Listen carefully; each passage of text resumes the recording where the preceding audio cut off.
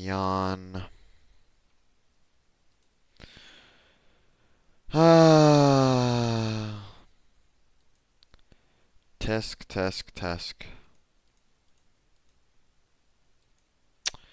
Tisk, tisk, tisk.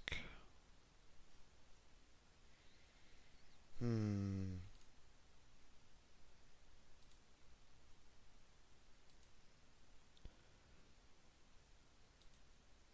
Mm. Okay. Alrighty. Oh.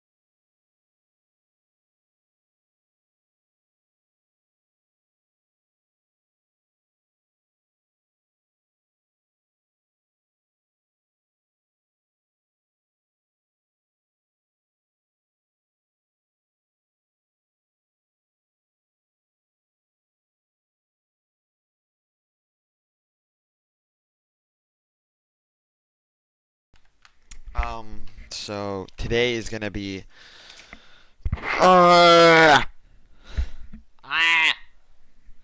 So I was just informed that why does it keep changing the category?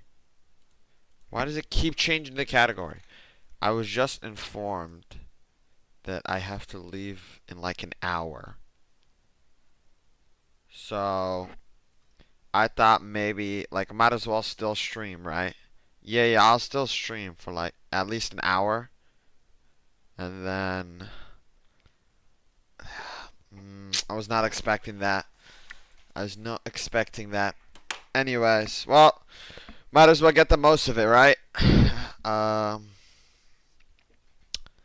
let's see. Well, let's just open this video first. Oh my, I hate these. With Okay. Liberty Mutual, you can customize your car insurance I'm not customizing my car insurance. to save hundreds. Shut up. Oh, did I change? I didn't even. Did I? I didn't change. Okay, hold up. Mustard. Mustard. Sorry. Uh,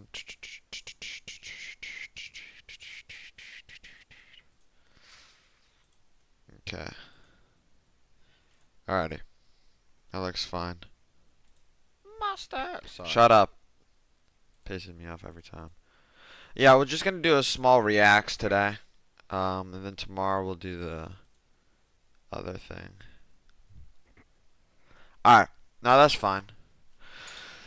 That's fine. Hey, I have Alright. a really So today, so this video, I tried every vending machine in the airport.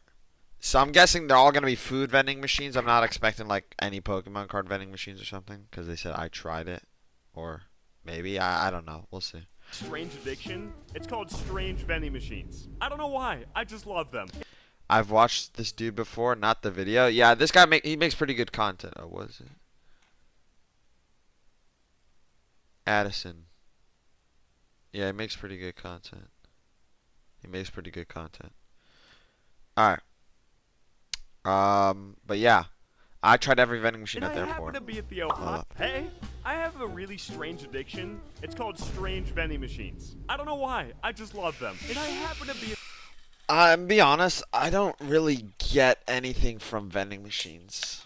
I don't even remember, like, I don't even remember the last time, like, I actually got anything from a vending machine, right? The last time I probably got something was probably, like, maybe a bag of chips, or no, it was one of those it's one of those cookies, right? It's the cookies with the little gremlin on it. He's like a little gnome, right? And he's like on the front cover. That's the only time I get those cookies is from vending machines, right? It's like the chocolate chip cookies with like a little gnome or gremlin on it. I don't know what creature it is, but I think that's the only time I've ever gotten those type of cookies, and they're good too. But I only get them from the vending machine, so. The Ohio Airport, which I've never been to before. So what better place to go in and try every single vending machine at the airport than Ohio? We all know you never know what you could find in Ohio. But I'm gonna go through TSA and we'll go check out some vending machines. Okay. Yeah, I still don't understand why. I don't know why you can't have water. Is the water thing like an airport rule, or is that more of like a safety concern? 'Cause I don't understand how like maybe you could put like, cause I don't know. Now I was gonna say something about like, oh, you could put poison in the water or something, but you could do the same thing with food. So it's just like, I don't understand why they force you can't bring any water. I think that's more of a like an airport thing. They want you to pay more. Yeah. Yeah, I'm not too sure. I don't understand how it could be like a safety concern. We are through. Like I get the shampoo and the chemicals and stuff. Those are like chemicals, you know. You never know what could be in those. You know, people could just like, because I'm pretty sure you can make a bomb with like metal detector, or not metal detectors. You can make something with soap. I know it's like super easy to make something like, it was like with dish soap or something. It's something very, very like reactive. How do you know this? I think I saw a video about it. I think it might have been in Breaking Bad. I'm not too sure. But there's something you could do with soap, and you like mix a couple soaps, and you could just literally make like a acid bomb or something. TSA. Now it's time for the fun to begin. Let's see what we got, dude. What is going on in Ohio? What is? Wait, what the hell is that? Bro, they got a whole museum in here. Breaking Bad is scarily realistic. Apparently, like, the actors, Bryan Cranston and Aaron Paul, they actually learned from, like, specialists on how to make meth, right? So, like, they got the actual DEA came to the show and showed kind of like part of the process on how to make on how they made like crystal meth, right? And obviously for like, reasons, they didn't actually show the full process of making it. And also like the meth in the show is actually, I don't think that meth even exists in real life. Obviously, they, change it up in the show, so it's like people can't copy it and, start making meth or anything like that. So obviously, they change it up in the show. And they change up most of the recipes so people don't, like, copy it and become the new Heisenberg. So, but for the most part, it is pretty realistic. So. This. What animal is this? Oh, it's just a moose? Terrifying. Why isn't that scary? Why is that in the airport, man? I've stumbled across our first vending machine. Let's see what they got. I'm gonna lie to you, this looks like a standard vending machine. But that doesn't mean there's Wait, nothing what the hell? special in here. Let's see what they got. They got Pop-Tarts. See, I remember back in the day, right? Like a couple years ago, they never had Pop-Tarts. I think Pop-Tarts is a more recent thing. I think they started putting Pop-Tarts in vending machines in like 2020, I would say. Because it used to just be chips and then maybe some candy bars. But I think recently they started putting Pop-Tarts in vending machines. Taking a look. And then also drink First sauce up, we on got vending this machines. Aquafina one, looking pretty good. The strangest thing I'm seeing in here is probably this Yoo-hoo. Wait. chocolate milk. How are they going to get that Yoo-hoo chocolate milk down?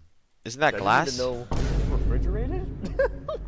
I hope so. Isn't that glass? So I guess considering That's glass. That's also glass, and they put that on the top part.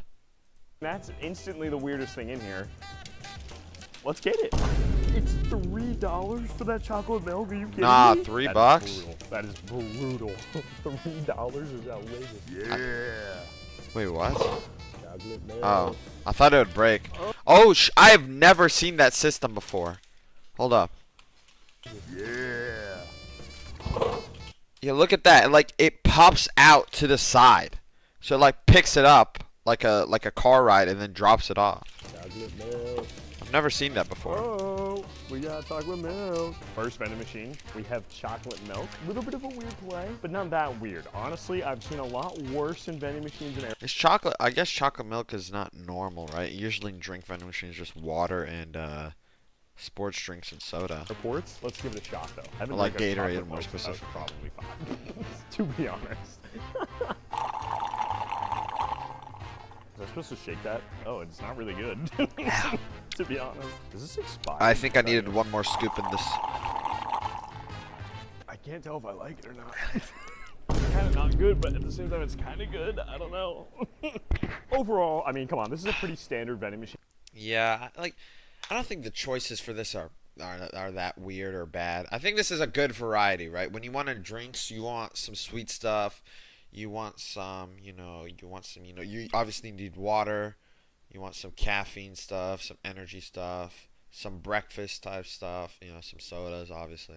The chocolate milk wasn't that great. I'm gonna give this one a 3 out of 10. We could do better. All right, well, we have 2 more vending machines right here. Let's check them and see what they got. Overall, I would say What the hell is that? a pretty decent Is selection. that chips? I've never seen that. Gushers? What? Beef jerky? Okay, Kit Kat. I don't really remember. You got Cheez-Its. Gum? Since when do they have gum in vending machines?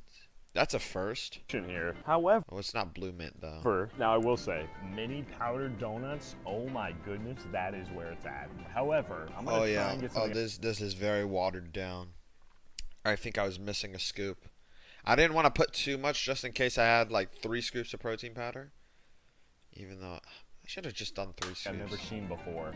And I think the only thing I've never seen is this brand right I started selling gum at my school. Okay, how much you buying? How much you selling?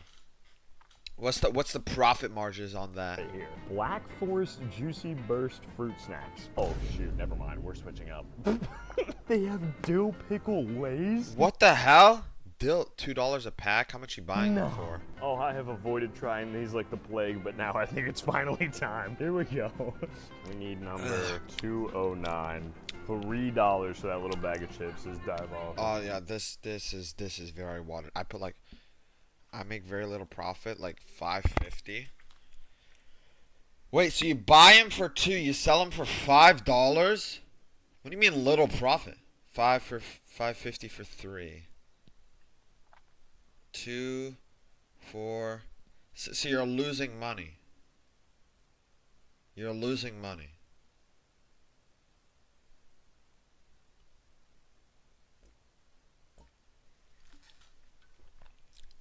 Let me restart. Oh yeah, you better restart, because the math ain't math in there. Okay. Whoa, you like pushed down. Dill pickle. Are people actually eating this? Oh Maybe my it's fire. gosh, I can't, man. I just gotta chug this down.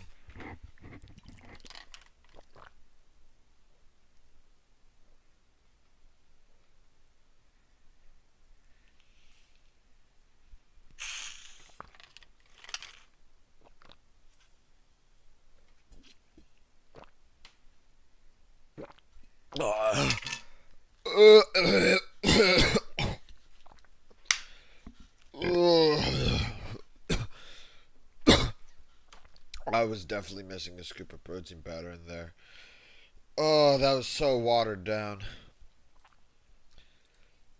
So I get 3 packs for $5.50 and I sell them for $2 a piece. So you get 50-cent profit each. Yeah, 50 cents. Wait, hold up. $5.50 and then you sell them for 2. So $5.50 Hold up, hold up. Let me do the math here. 550 divided by 3. So you're making what, like 20 cents a pack, which is not bad for gum. That's, you know, that's pretty good margins. Cause like what the benefit of them instead of going to the store is that you just walk up to them and they don't have to go to the store, which I guess is nice. I have a hard time believing that. Vending machine number 2 of 3. We got dill pickle lays. I actually like pickles. Pickles are a pretty underrated vegetable, I would say. Well, cheers. Are pickles vegetables or fruits? I think pickles are technically, if you want to go like the tomato, you know, the tomato route and stuff like that, obviously, you know, pickles would be technically fruits because they have seeds. So I don't know. I feel like technically speaking, they are fruits. So there's this weird bug on my window. You should probably kill it. Just a suggestion. Just a suggestion. Okay, hang on. There's a guy standing next to me, and I'm very socially awkward right now. He's literally like at the vending machine, and I'm eating. He's talking to a camera on top of a water machine. I'm a little self-conscious right now. I'll be honest. These are way better than I thought they were gonna be. I've never actually. I kind of want to try pickle chips. Just any type of pickle. Like I would love to have like outside, not inside. Oh, then you're fine. You're fine. You're fine. You're chilling. You're being chilling. But yeah, I kind of would love to just like, if I you know, or become like a streamer or anything, I'd love to just try a bunch of exotic snacks on stream. That'd be fun. But that's for the future. They kind of just taste like If it a salt and happens. vinegar chip. Kind of like these. I'll try and This make one it wasn't happen. bad. You know, those dill pickle chips actually were kind of fire. And they got a couple fun options. Chips, donuts, cookies, Pop-Tarts. I'm going to give this one a 6. It's a solid vending machine. All right, the third. 6? Like, wait. 6? Add 1? 6? Add 1? 6? 6? Vending machine on this row is just a drink vending machine again. But they do have milk like the other one. But this one has There's strawberry Fairlife. milk. I haven't had a strawberry milk Fairlife. since I was actually probably 5. I guess it's time. Oh shit, that's a And lot like of the protein fake right ice there. on the side, I think that's a good touch. That one, you know, it's like it's letting me know that it's cold. There we go. Strawberry milk. Hold on, how many grams of protein is that? 10% more protein. Hey, I'm not complaining Oh, 50%. about that. That's nice. That's I thought good. that said I gotta 50 be honest, grams. if you were just casually getting a strawberry milk in an airport just to walk around and drink, That says 50%, man. that's a little weird. I'm gonna be honest, but for the sake of the video, I got it. But that's a little strange. But hey, maybe it's fire. Fairlife's and got a maybe lot of it's different protein. in the airport. Who knows? Let's try it. Cheers. What time did he get to the airport? Must have been really early. Like really early. That like his plane hasn't taken off. His plane probably takes off at like 5 p.m. or something. Cause he's just, you know, taking his time and stuff going on at the vending machines. So Oh man, do I just not like flavored milk? Like, what is going on? Good at first, but then it just tastes like chemicals. It has like the afterburn of medicine. What is going on with this? a lot of people don't really like protein stuff. Like I know a few people who just don't like any, like, cause I feel like the higher the protein, the more probably chemical taste it might taste. Cause I know I have a protein bar. There are protein bars that are like 14 grams of protein and they taste, you know, pretty good. And then there's some with like 20 grams of protein. People just hate it. But honestly, I anything that's high protein, I'll eat. Like, if like one meal, 500 calories, 80 grams of protein, give me that, right? Like, I'm saving calories and like gaining protein, you know. Thing. But protein's not the only thing. Of course, you need carbs and you need, you know, fats and stuff like that. Because if you don't have fats, like protein helps keep your muscle, but if you don't have fats, you can't build muscle. You know what I mean? So you need fats to build muscle and I stuff. don't like it at all. All right, this one is pretty solid. I like the little ice details around the corners. I like the drinks. Pretty standard though, and that strawberry milk was kind of mid. We're gonna go 4 out of 10. That's our first 3 vending machines down. Let's go find some. Wait, did he not? I feel like he didn't rate the first one based off of looks. I think he just rated based off the chocolate milk. more. I think I see our next vending machine, and this one has some potential. I don't know what it is, but it just says Farmer's Fridge. If it's actual food, this could have potential. Here we go. The reveal, and it is. Oh, is that medication? Machine right next to it. Let's go. Is that like That's huge. Is that like medication or something? Okay, all right. Okay, big decisions here. The first three were calm. Now we're getting into the fun stuff. Here we go. There are some fire options in this vending machine. I'm gonna be honest. We got salad. Salad in a vending machine is crazy. What? A salad? Nah, that's actually. We also have this chia seed thing. It's kind of crazy. A salad. Pineapple coconut. There's they got like a Caesar salad or something. We got berries and granola in there. There's pasta. Oh, there's no way that hasn't rotten. There's no way. They should have yogurt in a vending machine? There's no way it hasn't rotten. Unless it's obviously like being cooled on the inside, which it probably is, but like. Imagine that it just wasn't being cooled, bro. That would be. Have you ever like left out yogurt? Yeah. Like even now it doesn't even look that good, I'm not gonna lie. Cause it's all like squished up into like one group and you can see it. It's just. Salad. I don't know what that is. I see a blueberry chia. That might be what I'm getting. I'm not gonna lie, guys. I've been kind of hooked on chia lately. I don't know what has gotten into me. I used to think it was disgusting, and now I love it. I don't know what's going on. We got a What is chia? Is chia like yogurt or something? Baja bowl. I don't even know what that is. Baja. Oh, okay. That looks good. I'm not gonna lie. That looks good. A chicken wrap. That looks good. Smoked turkey and white cheddar, that also looks good. I'm not gonna lie. Chicken wrap, smoked turkey and white cheddar. Those both look good. Chicken wrap. Oh, that looks good. All the sandwiches look good. I'm not gonna lie. She is like a type of seed or grain, I'm pretty sure. Ah, okay. Chipotle turkey, and then down here at the very bottom we got some fruits, some cheese, hard-boiled eggs. Oh, I thought. Wait, why the hell did they just have eggs? Okay, I thought that was like pineapple or something. I'm not gonna lie. Is that pineapple? What? Okay. Maybe like search it up or something. Okay, buddy. Okay.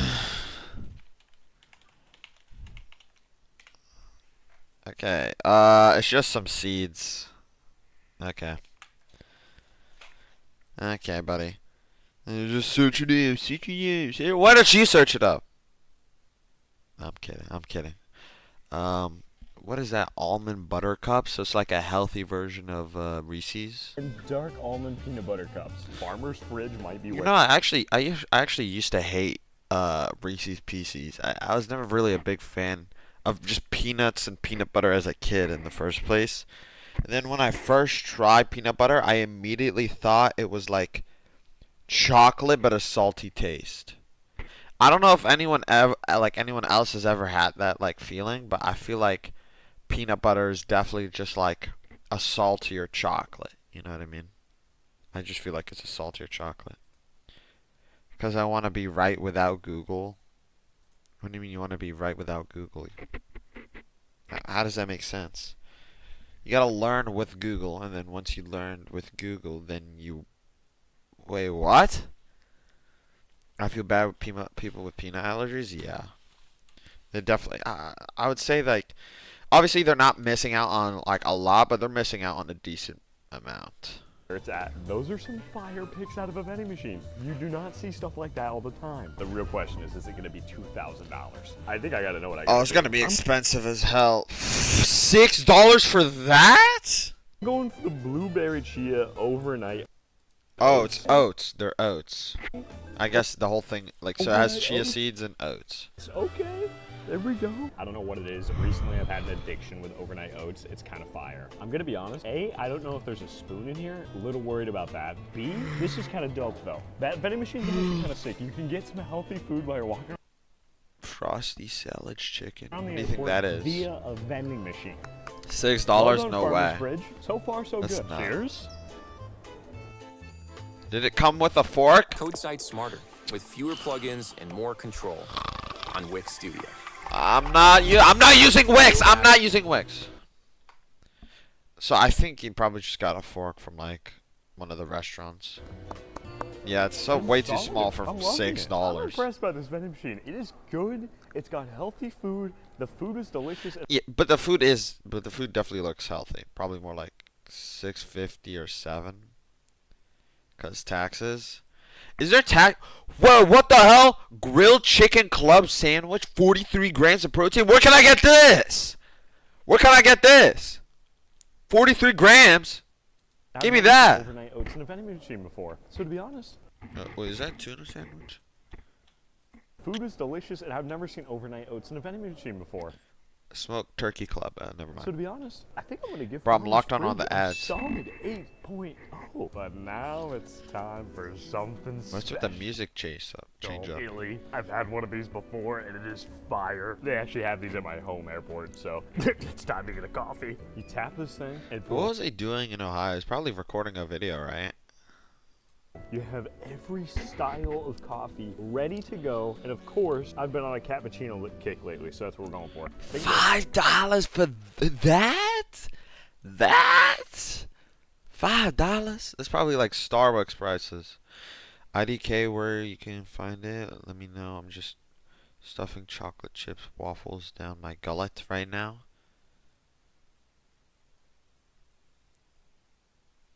Oh, IDK, where you can find it? Okay. It's probably he's probably in like some national Ohio airport or something. Coffee time. Waffle chocolate chip waffles. That sounds good. The chicken sandwich. Yeah. It's probably some like Ohio sandwich or something. Or not Ohio, like in Ohio. Probably if you go to like their website, they probably have like a website or something. Is there a cup? Is there supposed to be a cup? No. Are you kidding me? Out of cups? How are you out of cups? What? This is my favorite vending machine of Out of all cups. time. Alright, well, we still have a lot Wow. of airport to go. Maybe they have a second one, but let's keep this moving. For now, I guess I have to give Ilya 0. How do you be out of cups, bro? That's like the main part of what. So they have the coffee. They ran out of cups. They have the coffee. They don't have the cups. That's kind of whack. You can't even use it. This is where things get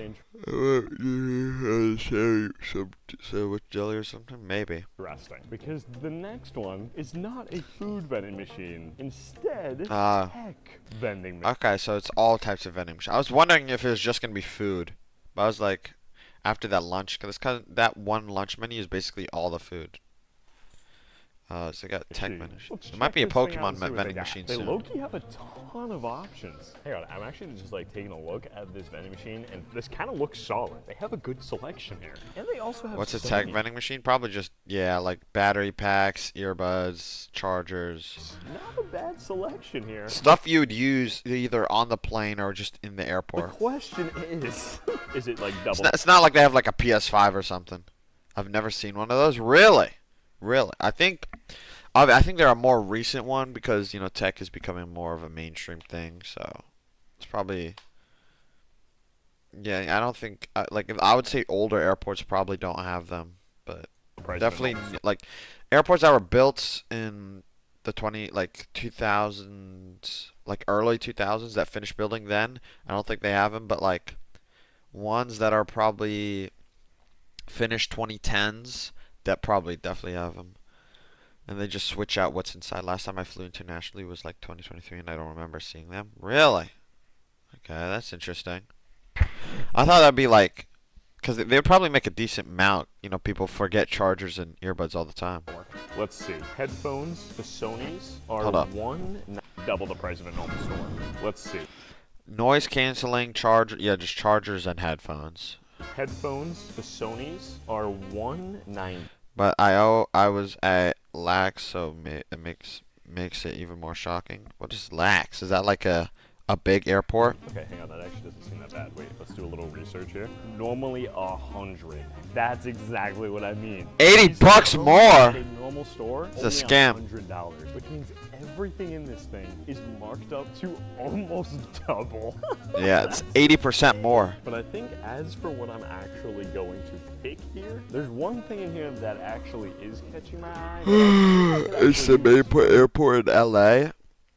Okay, that's kind of weird then. Looking at this Native Union magnet phone charger, that would come in handy at an airport. So let's see how much that is. Native Union. Okay, that thing is $75. I'm scared to see how much it normally is. Probably gonna be like $20. Walmart's selling it for $90. That's actually not a bad deal, man. Alright, Okay, 90. you know What the hell? They're down pricing it? No way it's the same battery pack. It was the one song. It was in the one song. What was in the one song?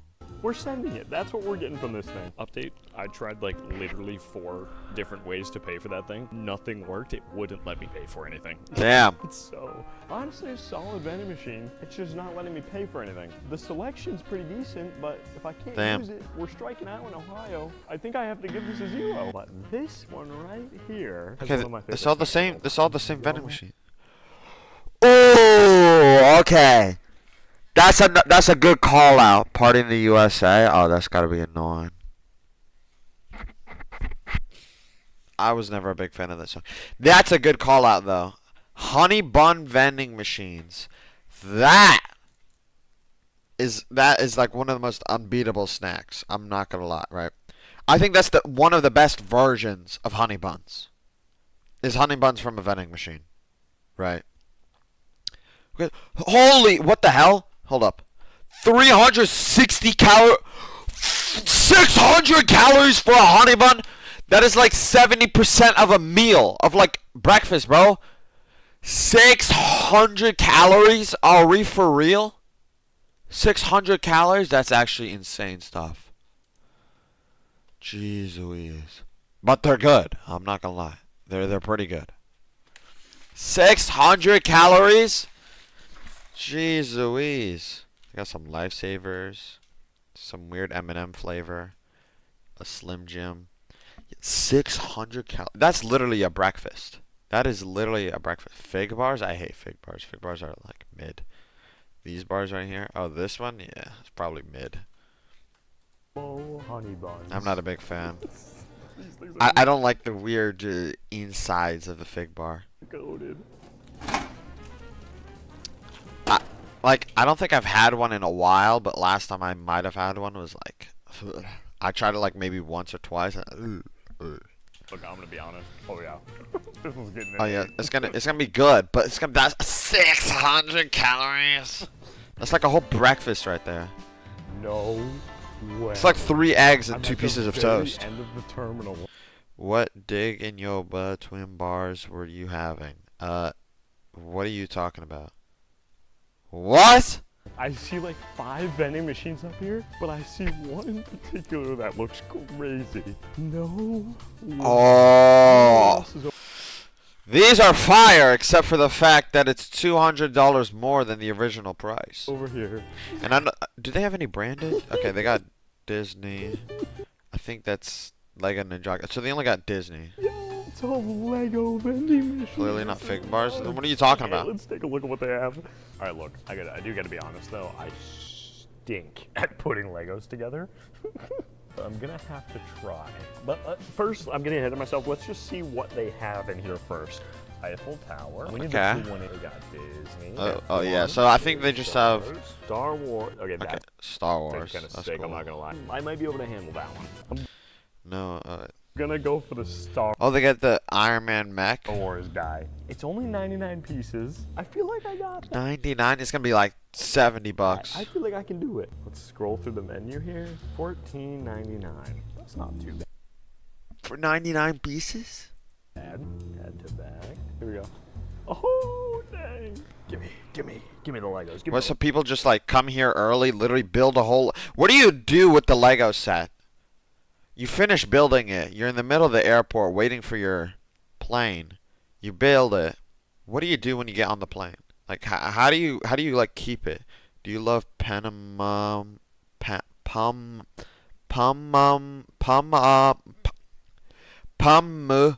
tal Legos. Give me the Legos. I don't There we know. go. I don't know what that This is. is actually unreal. We have a set of Legos from a vending machine inside of an airport. I literally probably have not touched a Lego in 18 years. I don't really do Legos. That's not my thing. I'm bad at them. They kind of just make me angry. But let's have some fun and put this thing together. This is actually so sick. This is inside of an airport. Like, what? The question is, can I build this entire thing before my flight leaves in like an hour and a half? Oh, I'm not sure, to be honest. this is probably gonna be the last vending machine then, right? Oh my gosh, this is 55 pages long. I'm never building this whole thing in time. 55 pages, 1 block for each page. You just place 1 block for each page now. Let's try. I'm gonna It's not try bad. it. Time to speedrun some Legos. Oh, excuse Gray me. piece. I got this. The gray piece and this piece go right here. First step done. There's a guy right next to me at the same desk. See, I think that guy just does not care. He is just hungry as hell. What do you think he's eating there? Like he's working on some very important I don't know what he's work, eating. and I kind of feel awful that I'm doing this next to him, but I'm gonna have a good time doing it. Well, let's see. Yeah, this is a pretty easy build, just like a 1 out of 10 difficulty. So it's a standard ship. Page 14. Look at this. We're cooking. It's coming together.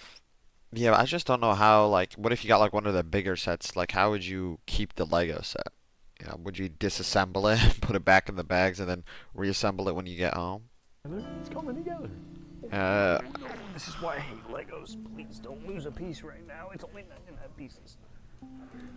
It's coming together. Actually, technically, it's, like 105 or something, because they give you extra pieces. It's looking Sorry. good so far. Page 18. We're cooking. Dude, how do people do these when they have, like, aren't there sets that have, like, thousands of pieces? There's absolutely no way you'd have the patience. Because, for like, that. they're in weird shapes. Yeah. Brilliant, dude. Props to you guys who actually do these with, like, Wait, what do you mean thousands they're in weird shapes? of pieces. There's no way I'd survive. I just built my first Oh, Lego that's set cool. ever. That's This pretty is sick. cool. Look at this guy. And it actually shoots. Oh no, I lost it. This actually is genius. This might be the best 20 minutes I've ever spent at an airport. I'm not gonna lie. Oh, it took him This 20 epic. minutes. That's not I'll be bad. totally honest with you guys. Good timing, I'm good gonna timing, give good timing. this machine a solid 9.5. I mean, come on. Oh, that was the it's a- last one. Okay. That was a pretty quick video, Chad. That was a pretty quick video. That was a good one, though. It's a good video, though. Let's see. This one. At Wells Fargo, It's another Saul Goodman video because I love Saul Goodman. I love Better Call Saul, I should say specifically. we So get it's gonna be. I'll show you Fargo after started this to damn ad. obsess over things like basting. But Oh, really, Wells Fargo? Exterior Really, Wells Fargo? All right. Better Call Saul did it better. day sidewalk. An ant looms monstrous in the frame, crawling across the rough land. Sorry. Exterior day sidewalk. An ant looms monstrous in the frame, crawling across the rough landscape of cement in macro. It climbs onto an ice cream cone, making its way towards the pinnacle of the cone. As it reaches the summit, triumphant music plays. Sorry, I was just trying to get a burp out. You know when you have like that weird face, that weird like middle part between you and like the cough, or like you and the sneeze, or you and the burp. That's what just happened. Yeah. Sorry. Anyways. But why? Why is this the opening of season 5, episode 3 of Better Oh Call shoot! Saul?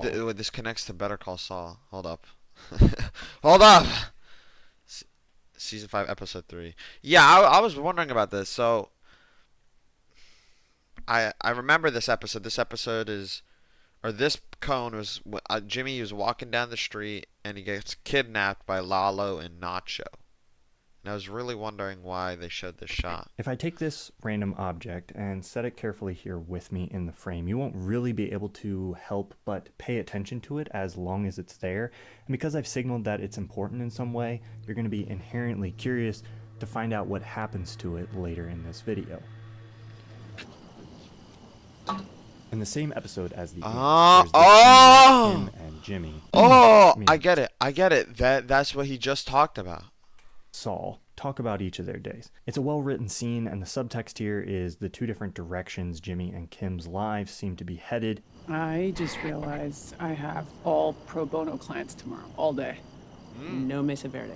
As That's one celebrates good. being able to help people, I remember and the this other scene. is hesitantly making a lot of money by doing work for the cartel. Financially speaking, Saul Goodman just had his best day yet. Ka-ching. But there's something else going on in this scene.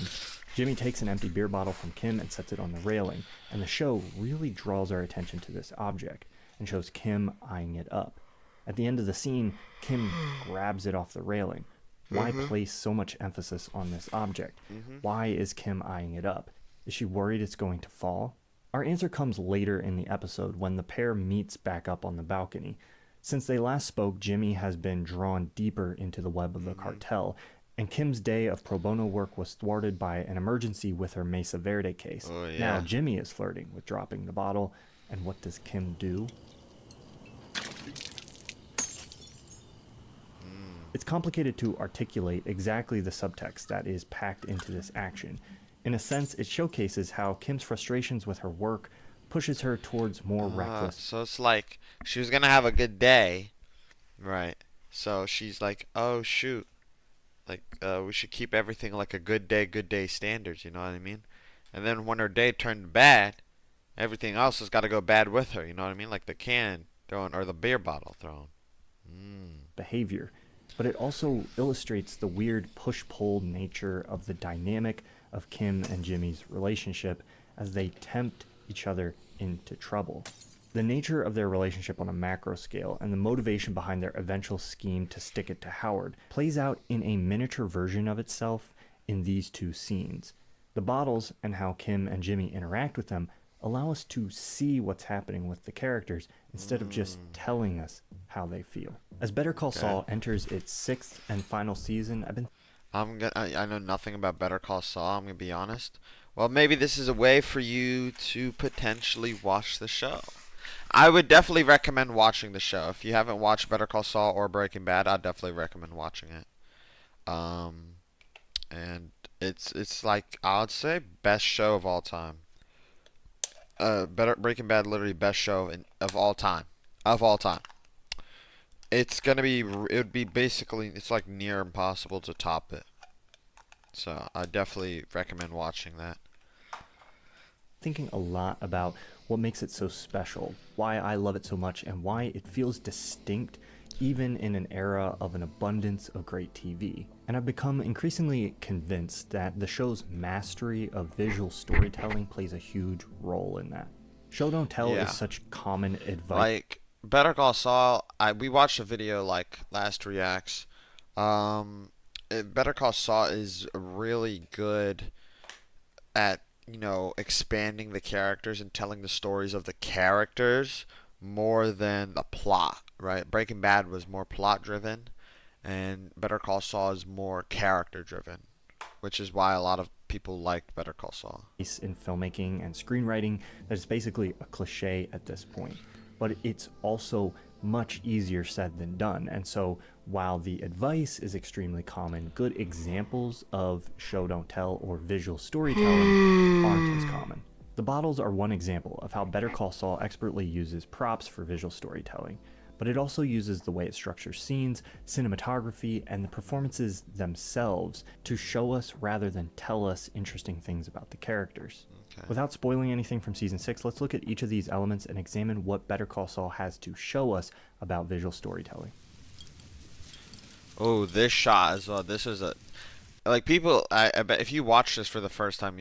and Better Call Saul and Breaking Bad, the same universe? Yeah, the same universe. Better Call Saul is a prequel-ish until the last 3 episodes of Breaking Bad.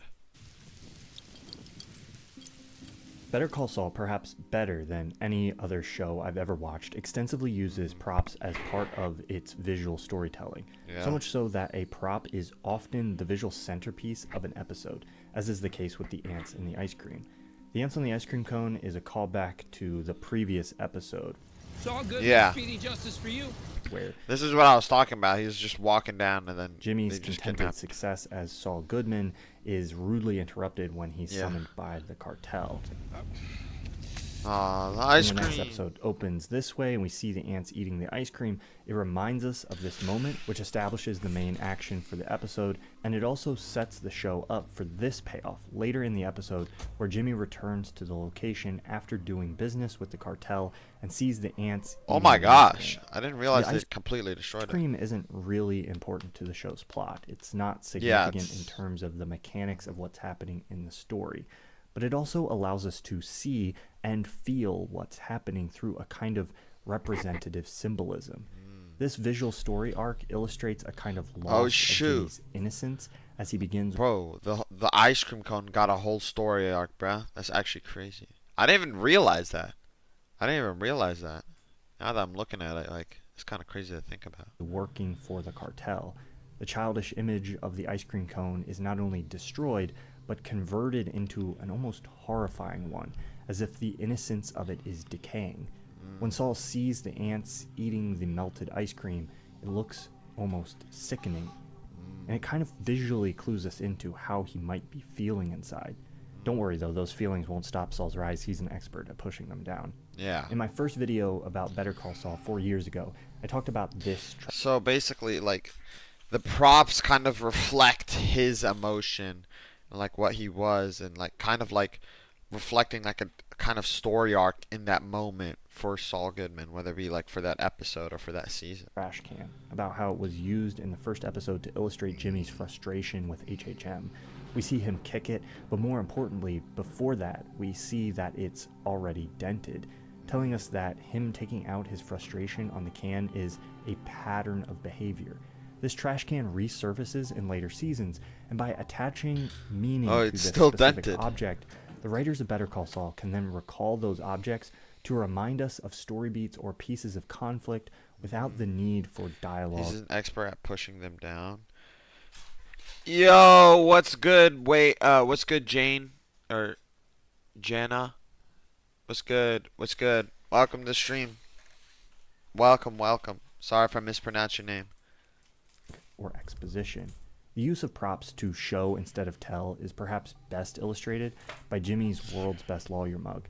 The mug was a regular Oh feature yeah, in the early mug. seasons and The mug. This was a big part of the entire show. The mug was like I feel like I saw the mug in like every scene when he was in his car. so the image of it shot through with a bullet is an evocative symbol of Jimmy slipping into Saul, his movement into more dangerous territory, and the death of a certain image that Jimmy has of himself. But then it also sets up this fantastic moment where we get to see Kim realize Jimmy is lying to her about Yeah. what If that bullet hole wasn't there, she wouldn't have realized he was in danger. happened in the desert. This is what makes visual storytelling so compelling. It's that watching a character realize something is almost always more interesting than being told they feel a certain way in the dialogue. But to do this kind of visual storytelling, you need multiple elements working together. Creative writers who are willing to use the props and the physical world in an interesting way to symbolize the conflict the characters are experiencing. And you also need performances that can communicate what is no longer Like, in yeah, like they could have all these like cinematic shots and all these like props and storytelling, but if the actor themselves aren't like performing that well, then it's not gonna really translate that well, I would say, because the performance of both Bob Odenkirk and I forgot the actor plays Kim Wexler, their performance really helps, like show this, kind of emotion that they have and how the prop connects to the emotion at that moment. So I think that really connects, like the universe together. The performance in the mug, yeah. the dialogue when you move it to a symbolic object. Wait, Jimmy, what? It's all good, It's all man. good, man. That's a good line. I like that line as well. This is when he was changing his name. He was changing his name from Jimmy McGill to Saul Goodman. There's a short series of shots that are together one of the most terrifying, chilling moments in Better Call Saul. It comes towards the end of season 5. Jimmy and Kim are alone at home. There's a knock on the door. Oh no. Jimmy's phone rings. Oh, no. Kim goes to the door. Jimmy answers the phone. We see a shot of Mike driving like mad. What I said right now. Oh no. We see this shot of Kim reacting to the person who's standing at the door. At first, honestly, I thought this was Howard. At first, I thought this was know Howard. who's at the door, although we can probably make a guess. But the reason this moment is so intense is because Or we I get to thought it was Lalo at first. see how the characters are reacting to the situation. The show doesn't tell us how serious the situation is. It shows us how serious it is in two ways. Oh wait, no, it is Lalo. Never mind. I forgot. It is Lalo. First, This we is a see different- Mike driving very fast, Different one. uncharacteristically fast, Different actually, part. for one of the show's most methodical and calm characters. Second, we see Kim, another stoic, unshakable character, react with visible terror to who is at the door. Yeah. There's a lot of This is Lala. This is the first time Lala went to their house or apartment. setup that goes into the suspense and tension of this particular scene. Because they thought Lalo was gone and then he came back. It's the look on Kim's face at that moment that really sells it for me and sends chills down my spine. Jimmy. In my earlier review of Better Call Saul, I talked about the show's richly developed characters, but what really sticks out to me now is the way that building a foundation for these characters and allowing them to breathe in the earlier seasons has started to really pay off. Yeah. And how the show has been cultivating... Because like the slower, like the first, I would say first season, maybe if you really want to, the second season, were pretty slow seasons, but those seasons just really developed the characters and who they really were, and like show them like who they like what type of person they are. And then when it gets to those like moments, right, like what he said right here, like as soon as they break or completely change of something, that's when it's like, oh shoot, something's about to happen, you know what I mean? And that's what like really makes like a good story, you know? It's like showing like kind of like a one-side character for a bit, and then just a sudden change and a sudden turn kind of, you know, changes like the atmosphere and everything. But I think are The some story. of the most impressive performances on TV right now. Ray Seahorn, Michael Mando, Oh, Patrick Fabian, Tony Dalton, Ray Seahorn. Sorry. Bob Odenkirk, Go from Jurassic Park to nope, buddy. This is not a speedrun! along with everyone else, are absolutely not Patrick Fabian, Tony Dalton, Bob Odenkirk, along with everyone else, are absolutely knocking it out of the park, and the show knows it. One of the beautiful things about TV is that you get to see what an actor can do with a character in early seasons, and then write more for them in later seasons based on what you know their particular strengths are. The performances have always been great, but in the later seasons of this show, it's increasingly leaning on subtle moments of performance and allowing them to do a lot of the heavy lifting. There are entire story beats or plot developments that hinge entirely around how well the actors are selling pretty complicated pieces of performance. And for the characters, there are layers of lies, hidden motivations, and performances within performances, which the audience needs to be able to read visually. In a lot of scenes, the drama of the scene hinges on whether or not a character is selling a lie to another character. Jimmy and Kim, for example, when they're doing a scam, Nacho when he's undercover, Mike when he's doing some investigating. The drama for us, the audience, is not a particular word or line or piece of plot information within the scene, but rather watching the characters perform. Don Eladio. Yeah, but all of this is true. Like they're allowing the actors to, you know, be the actors and like really put their heart and soul into their performance, you know what I mean? And be their character. And trying to see whether their mark is buying it. Going back to this climactic moment between Lalo, Jimmy, and Kim, part of what makes it so dramatic and intense is that what's dramatically important to the scene is not really what the characters are saying. A lot of the scene is even just Jimmy repeating the same story. Walk me through it. What I told you already. Yeah. Yes, but like Lalo's just trying to get him to like, you know, break, you know what I mean? Instead, we're carefully studying Kim and Jimmy's faces to see if they're pulling off their bluff, and Lalo's expression and reactions to see if he's buying it.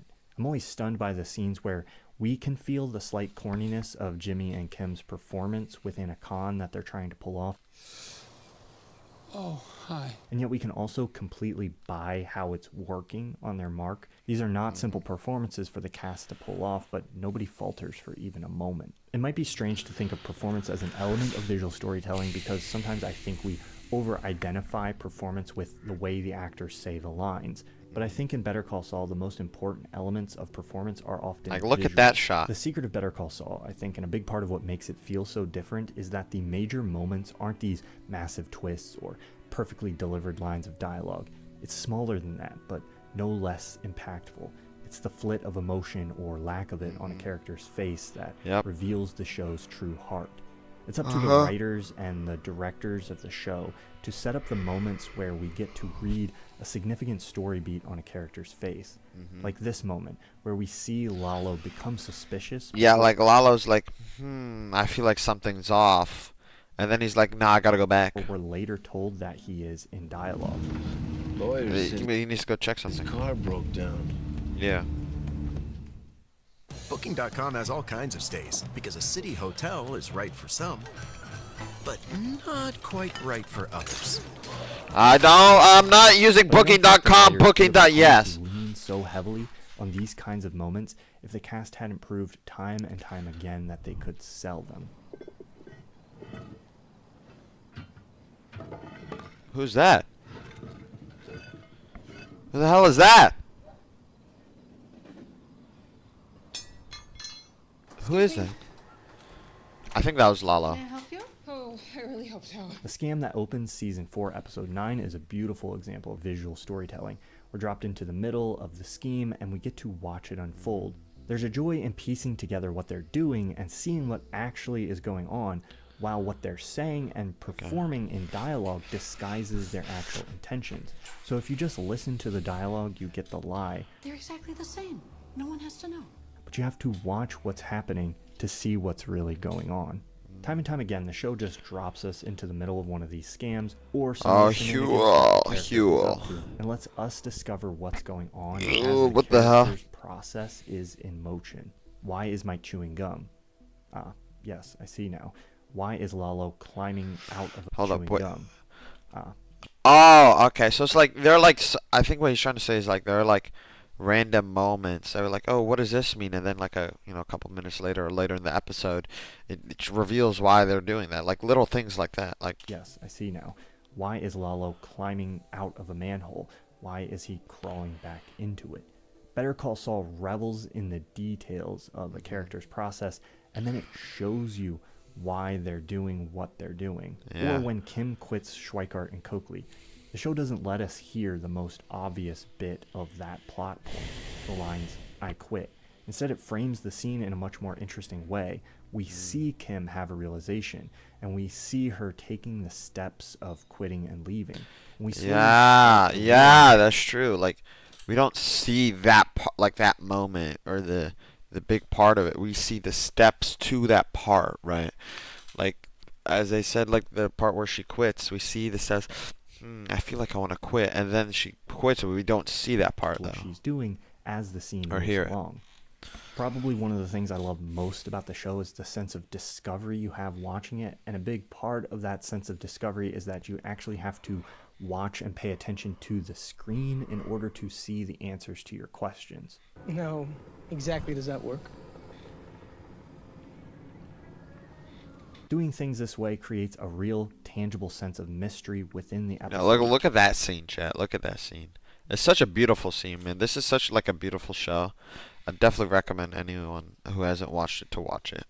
Which is important. And then watch Breaking Bad right after. For a show where the broad overall trajectories of so many of the characters are already predetermined and known. I think Better Call Saul really shows it can be about the journey with a character more than the destination. That even if you... Because we basically knew what was gonna. Well, we didn't know where Saul Goodman went. We just know his like where he ended up. You know what I mean? Like we know in Breaking Bad, he ended up as he was caught or no, he escaped through the guy with the card and stuff. So we knew that, but we didn't know where he went or like after that, which is what the last 3 episodes was for. So this really it just really builds on the character and like the journey of the character on how the journey of the character. Jeez Louise. Dude, these lucky blocks I'm getting in Clash Royale are terrible. Man, just get better luck. Sorry. Know where a character is headed. If you make the process of the character getting there interesting and dramatic, we'll be hooked. Oh, this is also another important part. The story with like the cinematography. So like the story with the shot like that shot right there. Better Call Saul has always had bold, striking cinematography that gives it a Ooh, that looks like some good nachos and cheese. Can I get some? distinct feel from any other show out now. But I want to move past how the cinematography makes the show nice to look at. And Like that's basically kind of like a reminder of Chuck and like him letting go of Chuck. I feel like for me, right? That's just like him letting go of the past and of his brother. Focus on how the cinematography is effectively used to convey important elements of the story visually. For example, this show really uses wide shots like none other that I know, but these wide shots aren't just cool, they really flesh out the world these characters exist in. In Breaking Bad, you had a sense of Albuquerque, and the show used both the city and the desert in interesting ways. But Better Call Saul really finds a way of integrating it all into what feels Yeah, like what's the point of this like wide shot, you know what I mean? Like it's just a blank wall. a single But it shows like the mirror match between Mike and whoever's up there. place. They give Kind you a of. sense of the downtown landscape and position it with the desert in the background. And they start Oh, I didn't using even these see that. night scenes out on the edge of the desert where you can see the light from the city shimmering.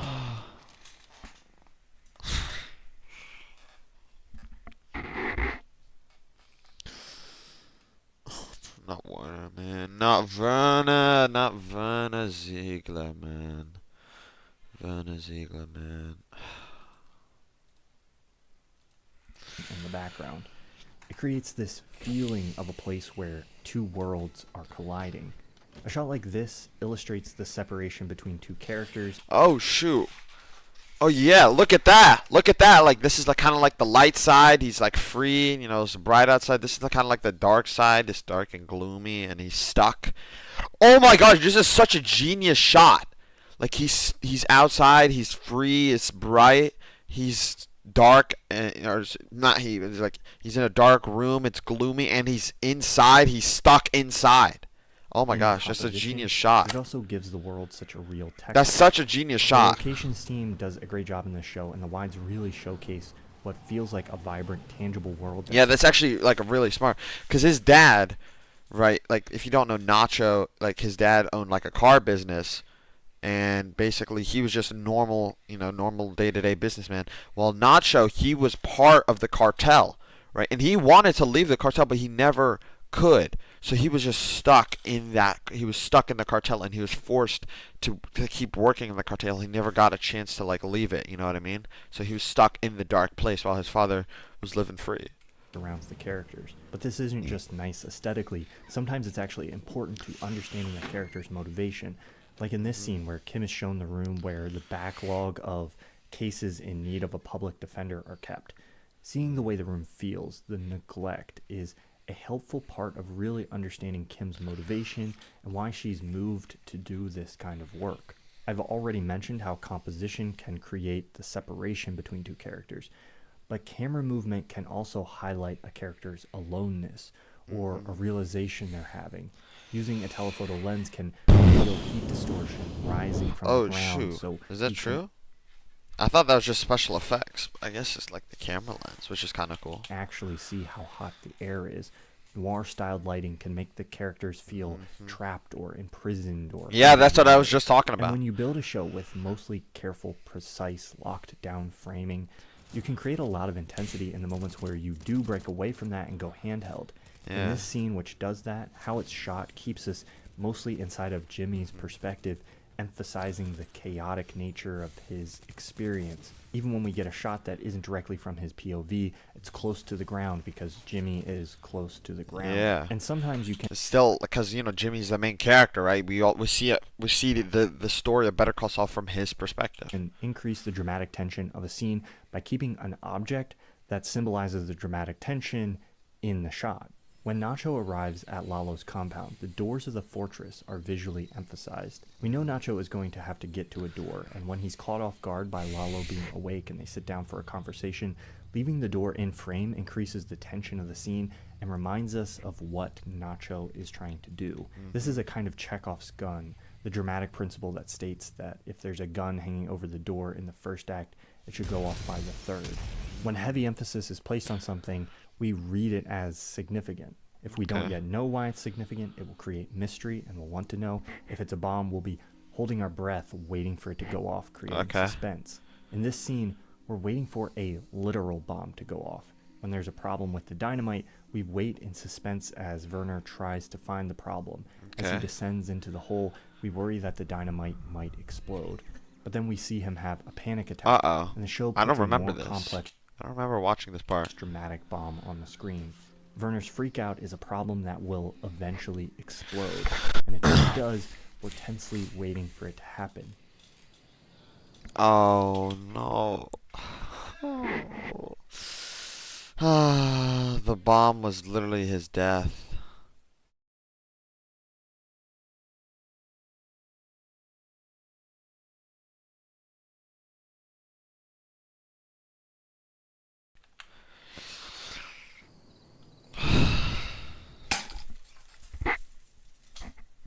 Yo, what the hell was Visual that for? storytelling. Constructing your story so that the audience sees what is important and what you're trying to convey, rather than just having a character tell it to them through dialogue. And it's what makes Better Call Saul one of my favorite things on TV right now. This video is sponsored by NordVPN. A VPN is a virtual private network, and Is that it? Is the rest just an ad? Alright. Yeah, chat, that was a pretty good video. I like that video. But chat, I do have to get going. I have to be running. I know, very, very short stream, but I do promise that tomorrow we will be live. We'll be live for the same amount of time as usual, playing Lego Marvel's Avengers. I do have to set up my Xbox, but no. It is what it is. But yeah, thank you guys so much for tuning in, sticking it with your boy. Sorry for such a short stream, but I'll be seeing you guys tomorrow, 3 p.m. hopefully. All right. Bye! Bye! Join the Discord.